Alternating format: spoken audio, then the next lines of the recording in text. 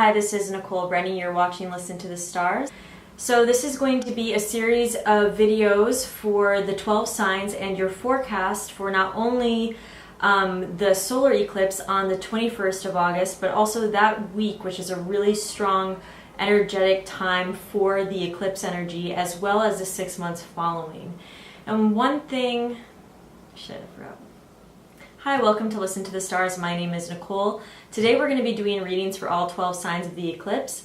If you're interested in Vedic astrology, cards of truth, tarot, or any spirituality topics, and you're new to this channel, please feel free to subscribe. One thing I forgot to mention in my earlier video on the eclipses is the astrological sort of impact of the eclipse. So in Vedic astrology, we think of the sun as the Atman, or the soul, that creative, life-giving energy, which really is our soul, and we think of the moon as our perceptive mind, or manas. So during an eclipse, that sunlight cannot reach the perceptive mind, the sunlight cannot reach the moon. And so during this time, for everyone in general, it's going to be a period of time where things might be a little bit more confusing, that your actual perception of what's going on is kind of obscured in a way. So all across the board, all 12 signs will be experiencing that in particular. Another thing I wanted to mention was brought to my attention by one of my teachers, Ernst Wilhelm, and he let me know that unexpected events involving friends or groups place a great deal of pressure on personal relationships. These relationship issues may loom large as the eclipse affects the chart. The individual would be wise not to make any hasty decisions, since information is distorted and possibly false. The eclipse also has the essence of tiredness or health problems attached to it.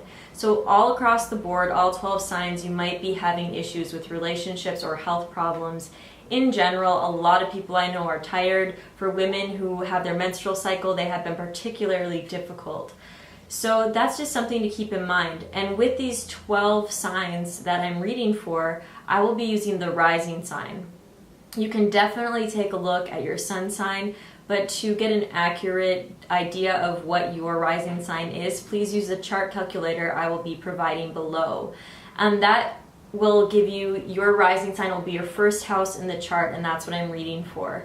Now I'm going to be looking at the houses in which your the eclipse is actually taking place, because what I was just describing is in general, it's the sign that it's in. So I'm going to be looking at the houses, but when I use Vedic astrology, when I look at charts in the Vedic astrology, the Vedic astrological perspective, I actually look at house cusps. So if you are able to check out what your house cusps are, you might want to listen to all the signs and find the sign that includes the house cusps where this eclipse is taking place.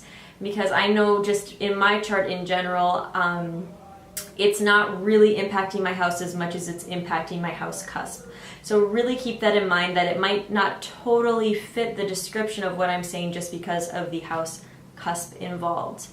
Additionally, I almost forgot to mention again, but I am doing a giveaway for my channel. So if you are subscribed, you are already entered. If you have not subscribed, you must subscribe to enter. I'm giving away a reading. The reading will be announced sometime in September, with the winner being announced at the end of September. If you get other people to subscribe to my channel, let me know in the comments below and have that subscriber say hello, and you will get an extra entry into that contest. So I wanted to say that before we get started. And if I think of anything else, I will let you know in the videos pertaining to your particular sign. But please do use the rising sign and really understand that the house cusps will make all the difference when looking at these. And the card readings are in the moment, and they're mostly going to involve, there are millions, or hopefully, I think millions of Aries ascendants all over the world. There are millions of Tauruses that have been born and died. And what I'm focusing my energy and intention on is reading for those that are viewing my channel right now, even if it's next week, just whoever's coming in to hear the message that I have to tell you, because I do believe that energy that is similar congregates together. So I'm really reading for those specifically that are here today. So just know that I'm tapping into your energy. I'm really keeping you in mind, and that these readings are very specifically for you. Of course, they are going to be of a general nature, because I'm not just sitting down with you in particular. But if you want me to look at your chart and see how the eclipse is going to be implicating certain areas of your life, next week on the 21st, please let me know. You do not need to get a reading before the 21st because, like I said, this energy is really going to be pushing forth for the next 6 months until the sister eclipse in the month of January of 2018. So we can set it up anytime, but it could be cool to read before the eclipse as well, just to see if something's going to come up for you. So I've already shuffled my Cards of Truth deck, and I am shuffling my tarot card deck right now. I use the Rorig Tarot.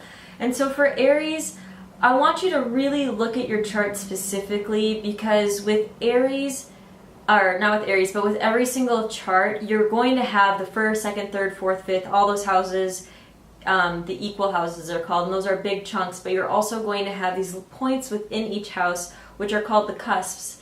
And you want to check where your cusps are falling, and if there are any cusps that are specifically being activated by this eclipse. Because some of what I'm saying is not going to completely relate astrologically to your chart, because though for Aries, the full moon was in the 11th house with the new moon happening in the 5th, with that 5th house being super activated by the solar eclipse, some of you might have your 6th house implicated, so it might bring in other things as well.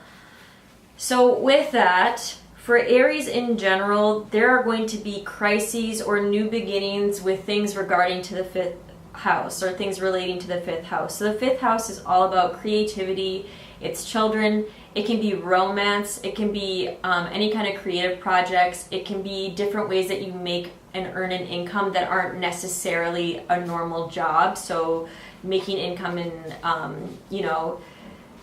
just speculative ways that aren't always so reliable and stable. So I know one Aries ascendant whose sister had a baby during this eclipse window, and also, or like the month before the eclipse, and then during the 2-week eclipse window found out about another pregnancy happening in her family. So that was definitely a new beginning in regards to 5th house related matters. But I really want you to check your cusps, and then I'm going to be saying all the houses when I go through these. So if it might be for Aries the 5th house, but if your 6th house is involved, then your health can be implicated. So I know another Aries ascendant that had her 6th house involved, and she came down with an illness during this eclipse as well. So really want to pay attention to that. But with Aries, there's going to be a lot of emphasis and perhaps even a crisis that will hopefully get resolved during this solar eclipse on the 21st. And I think we're done shuffling. So I'm just pulling 3 cards here, as well as 1 card from the Cards of Truth deck. And so these cards are going to be relating to people that are watching my channel, because there are Aries ascendants all over the world, but I believe that people with similar energy congregate together. So we're really looking at those Aries ascendants that are watching and connected via Listen to the Stars YouTube. So this eclipse, for so many people watching that have Aries ascendant, it is so much about love. So you are probably really enjoying the experience of love, or really thinking about love. And for many of you, this is a time to heal in regards to your emotions, and even some of you really having to let go of someone that you've loved deeply. This could have been an extremely important, impactful relationship where you were deeply, deeply, deeply in love, and now is the time for healing. So it could be people that are in a relationship that are needing to let go of past loves, and that will really be coming into play. But the card that I'm getting as the final card here is showing that those past relationships can really be healed, and that the healing that takes place during this eclipse is very much long-term healing, and it not only heals the situation that's being brought up by these cards, but it's also healing the individuals themselves in a deeply emotional way. So not just in regards to the specific situation, but in regards to relationships and love and emotions in general. So I just want to show you the cards so you know that I'm not pulling stuff out of thin air. And then I got 2 different cards that came up. I said I was only going to draw one, but another one fell out. The first card is the Ace of Spades, so really a huge emphasis for Aries ascendant people on the occult and finding out things about themselves that they probably didn't even know were really impacting them consciously. So it's really subconscious things that are really coming to the surface to be addressed. And we also have the Eight of Hearts. So with this emotional healing, really finding a balance between the way that you feel stable with your own emotions on the inside and not allowing things on the outside to affect that. So there's going to be a crisis of some sort where you're going to not feel completely emotionally at ease. But this Eight of Hearts is really telling me that one of the biggest things you're going to be dealing with is figuring out how to find that balance between the internal and the external, and not always looking towards the external to have your emotions fulfilled, and more having that kind of strength within yourself to fulfill them. So thank you for watching Aries Ascendant. If you haven't already subscribed, please do. And this is a very general reading. Some of you might have other house cusps implicated and other specific things that relate to this eclipse. So please feel free to set up a reading with me at my website, NicoleBrenny.com.